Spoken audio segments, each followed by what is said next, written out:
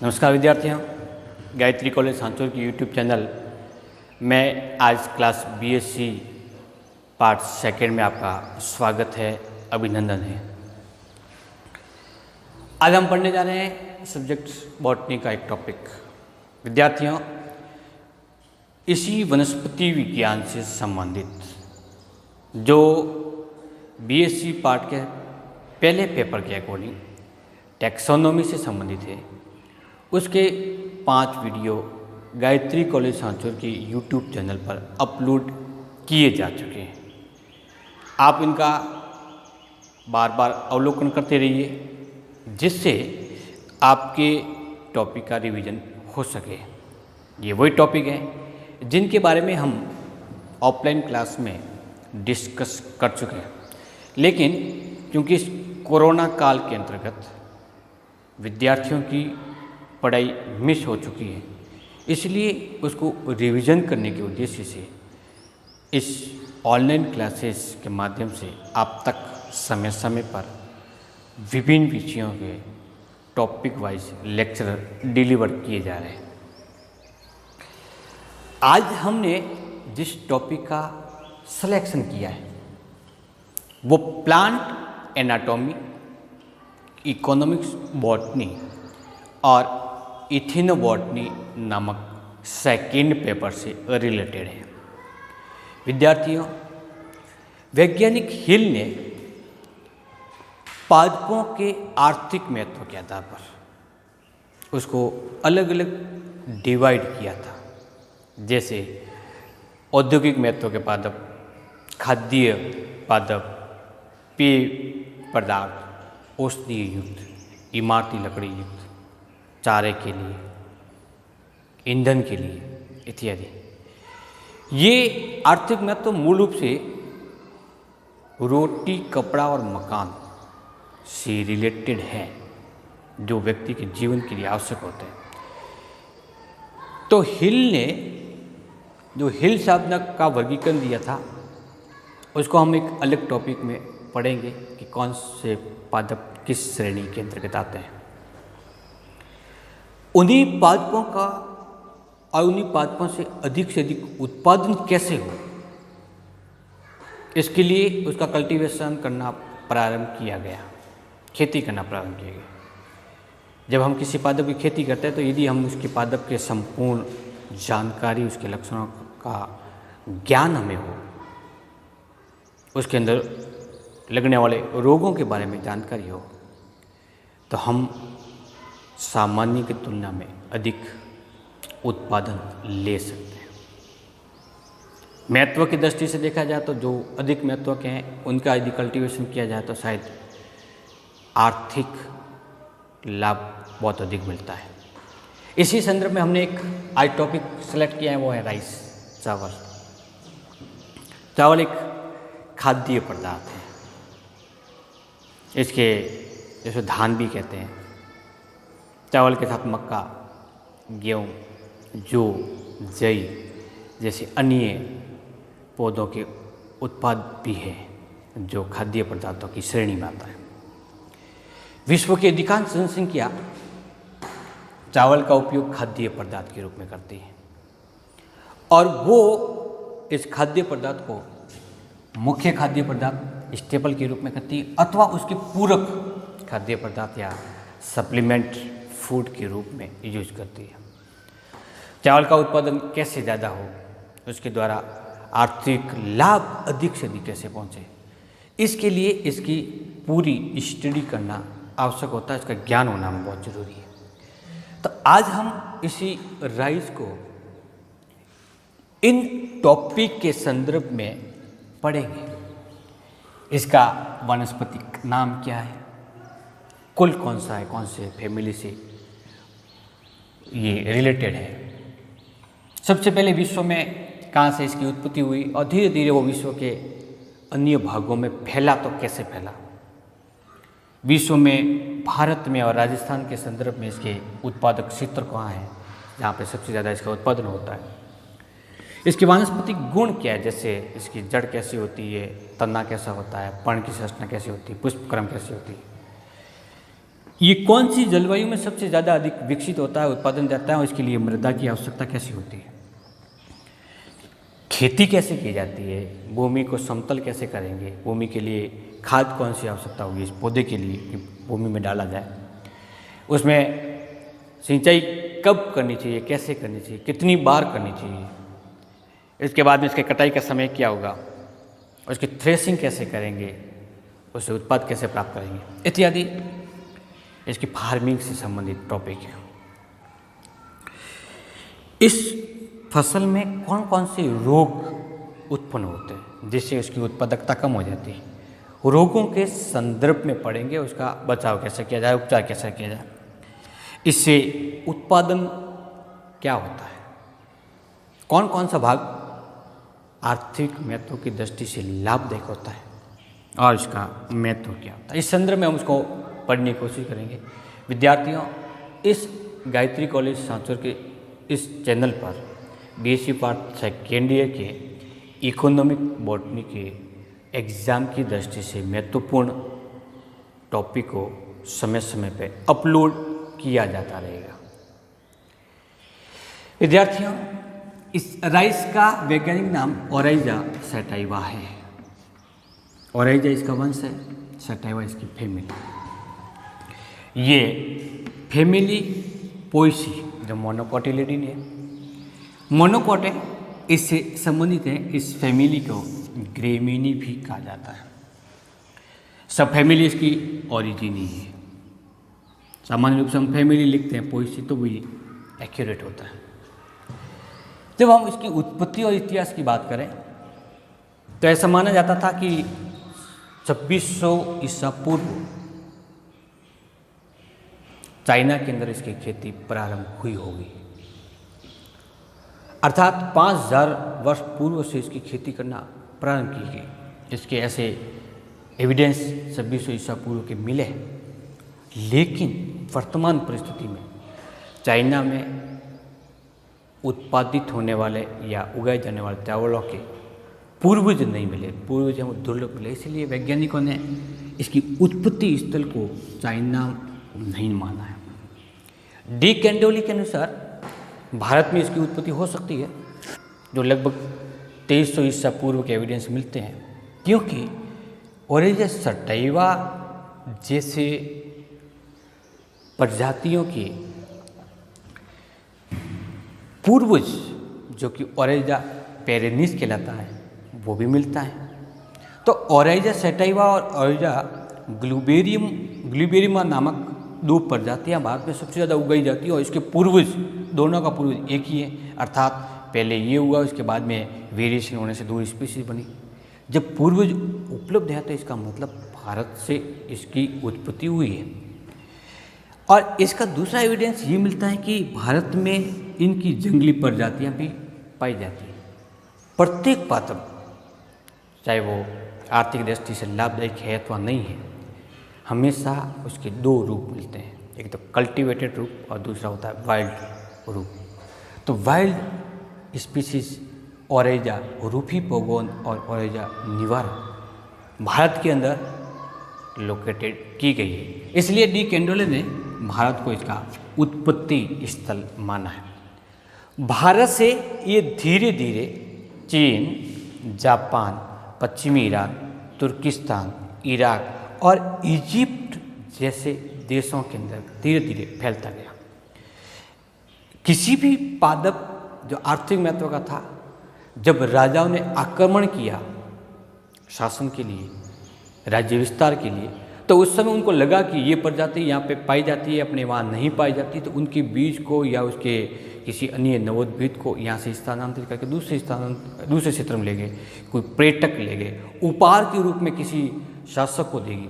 धीरे इस प्रकार से धीरे धीरे इनका प्रसार विश्व के अन्य भागों से होता रहेगा। सिकंदर महान ने 300 ईस्वी में भारत से यूरोप में चावल को ले जाने का कार्य किया। तो यूरोप में प्रसार हुआ वो सिकंदर महान के द्वारा हुआ।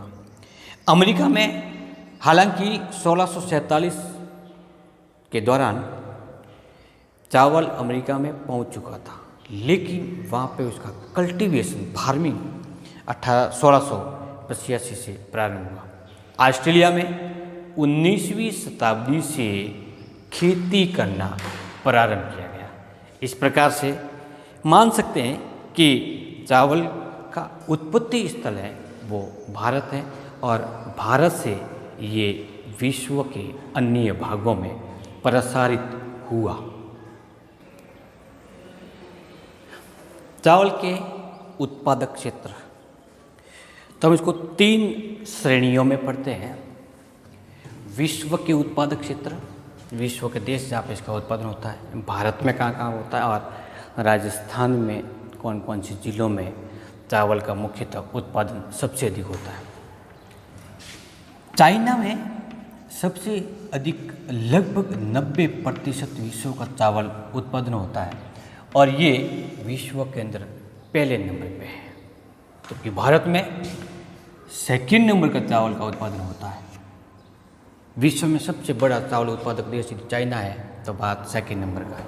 इसके अलावा Bangladesh, Japan, Pakistan, Burma, Thailand, Vietnam, Korea, Indonesia और श्रीलंका जैसे एशियाई देशों के अंतर्गत इसका उत्पादन ज़्यादा होता है।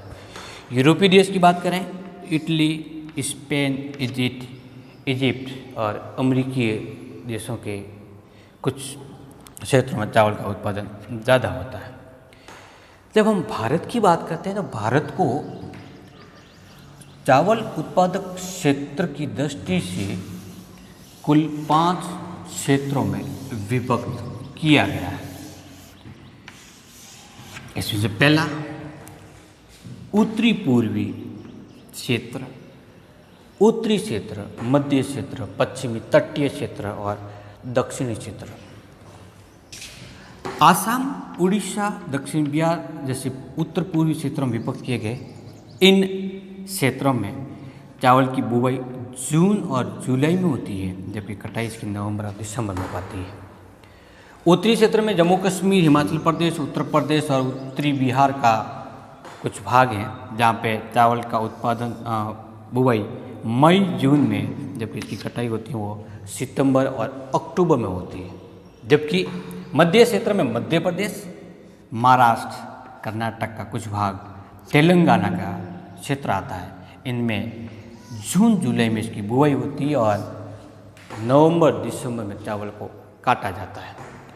पश्चिमी तटीय क्षेत्र में गुजरात का कुछ भाग, कर्नाटक का कुछ हिस्सा और केरला का भाग आता है, जिनमें मई जून के अंदर चावल की बुवाई होती है, जबकि नवंबर और दिसंबर में इसकी कटाई होती है।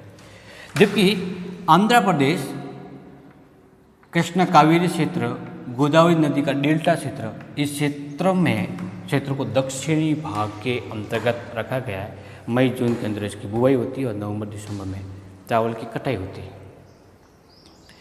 तो भारत के अंदर लगभग संपूर्ण क्षेत्र में चावल का उत्पादन होता है। भारत में चावल स्टेपल फूड के रूप में और सप्लीमेंट फूड के रूप में उपयोग में लिया जाता है। जब हम बात राजस्थान की करें, गंगानगर, बारा, भीलवाड़ा, कोटा और उदयपुर जिले का कुछ क्षेत्र ऐसा है जहाँ पर चावल का उत्पादन सबसे अधिक होता है। लेकिन राजस्थान में चावल का उत्पादन होने के बावजूद भी उसको स्टेपल फूड के रूप में नहीं खाया जाता, बल्कि ये यहाँ पर सप्लीमेंट फूड के रूप में प्रयुक्त होता है।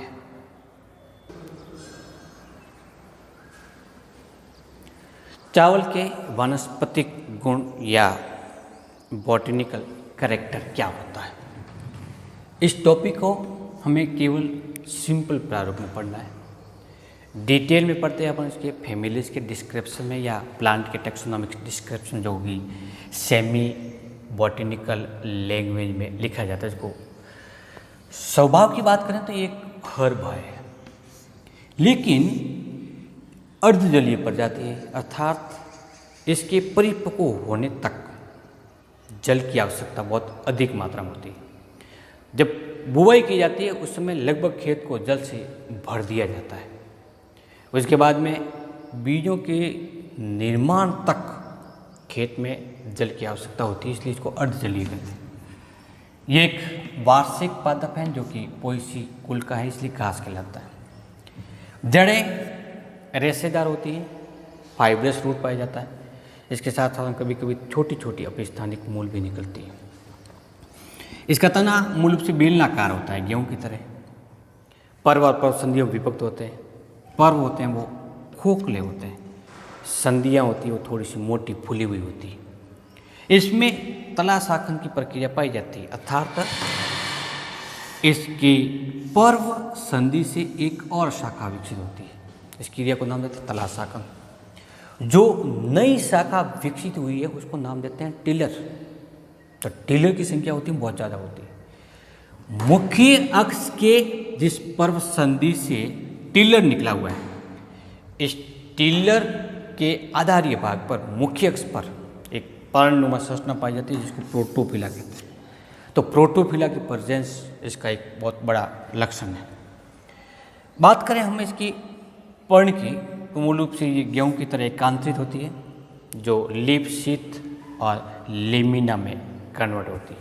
लेकिन लीफ के आधारित भाग पर लिग्यूल और एक ओरिकुल स्ट्रक्चर और पाई जाती है जो लीफ के समान है।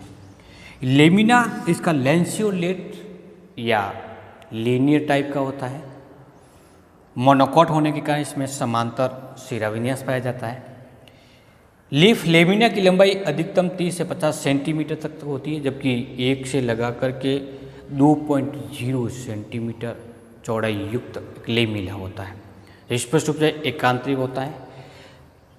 लीफ शीथ होती हैं वो पर्व के कुछ भाग को ढके हुए होती है। चावल में पुष्पक्रम होता है पेनिकल ऑफ स्पाइकलेट है। इस पुष्प में पाए जाने वाले लेमा और पेलिया जो बीज की चारों तरफ आवरण का निर्माण कर देते हैं, शुष्क पत्र होता है, वही भूसा कहलाता है। भूसा जब बीज के साथ में जुड़ा होता है तब हम उस संरचना को धान नाम देते हैं। तो चावल को सामान्य भाषा में धान कहते हैं, पेड़ी कहते हैं। इसका फल कैरियोप्सिस है। फल और बीज, फलावरण बीज की आवरण से जुड़े हुए होते हैं, इसलिए फल और बीज एक ही संरचना को निरूपित करते हैं और ऐसे फल को नाम देते हैं कैरियोप्सिस।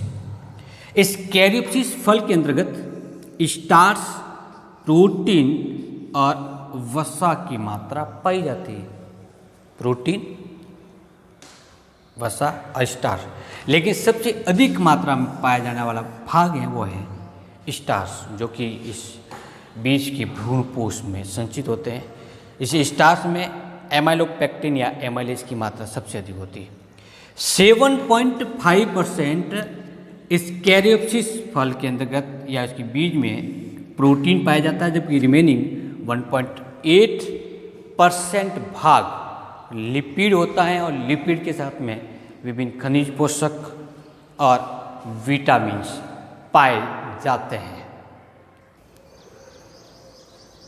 वानस्पतिक लक्षण के बाद में चावल कौन सी जलवायु में अधिक मात्रा में आसानी से उगता है, तो उसकी क्लाइमेटिक कंडीशन क्या है। तो विद्यार्थियों, चावल उष्ण कटिबंधीय या ट्रॉपिकल जोन के अंदर सबसे ज़्यादा विकसित होता है। इस कटिबंधीय क्षेत्र में उष्ण और नमी की मात्रा सामान्य रूप से होनी चाहिए। ऐसे वातावरण में चावल सबसे ज़्यादा विकसित होता है। अर्ध जलीय प्रजाति होने के कारण इसको नमी की आवश्यकता होती है। चावल की उपयुक्त खेती के लिए 20 से लगा करके 35 डिग्री सेंटीग्रेड का तापमान आवश्यक है और उस दौरान इसकी फसल लेने के दौरान यदि चमकीली धूप उपस्थित है तो इसका उत्पादन बहुत अधिक होता है। तो जलवायु की बात करें तो उष्ण कटिबंधीय क्षेत्र जहाँ का तापमान 20 से लेकर के 35 डिग्री सेंटीग्रेड ताप और चमकीली धूप प्रेजेंट हो, चावल आसानी से ग्रो करता है, वृद्धि करता है। अब हम बात करते हैं ये कौन सी प्रकार की मृदा के अंदर सबसे ज़्यादा विकसित होता है। ये चावल की खेती के लिए उपयुक्त मृदा कौन सी है? तो जो उपयुक्त मृदा है वो है जलोढ़ मृदा। जलोढ़ मृदा विद्यार्थी उसको कहते हैं जो नदी के साथ में बह करके आती है और किनारी भाग पर जम जाती है, उसको नाम देते हैं जलोढ़। वायु के साथ में बह करके आती है, उसको नाम देते हैं वायु प्रकार की। तो ये जलोढ़ मृदा सबसे ज़्यादा उपयुक्त होती है। इसके अलावा चावल की खेती के लिए दोमट मृदा या चिकनी दोमट मृदा जो उच्च जल धारण युक्त हो, चावल के लिए सबसे ज़्यादा उपयुक्त होते हैं। जिस मृदा में जल धारण क्षमता कम पाई जाती है, नमी के अभाव में, ऐसी मृदा में चावल आसानी से ग्रो नहीं करता या उसकी सामान्य वृद्धि नहीं होती। ऐसी मृदा जिसकी पीएच 7.0 से लगा करके 8.5 होनी चाहिए, अर्थात चावल के लिए उपयुक्त पीएच है वो है 7.0 से लगा करके 8.5। तो विद्यार्थियों, आज हमने चावल के सामान्य लक्षण, इसकी उत्पत्ति क्षेत्र, उसके उत्पादक क्षेत्र जो विश्व में, भारत में और राजस्थान में है, पढ़े। ये कौन सी जलवायु के प्रति अनुकूलित है और इसकी खेती के लिए कैसी मृदा की आवश्यकता है।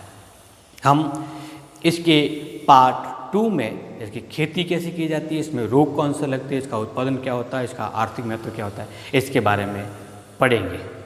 नमस्कार।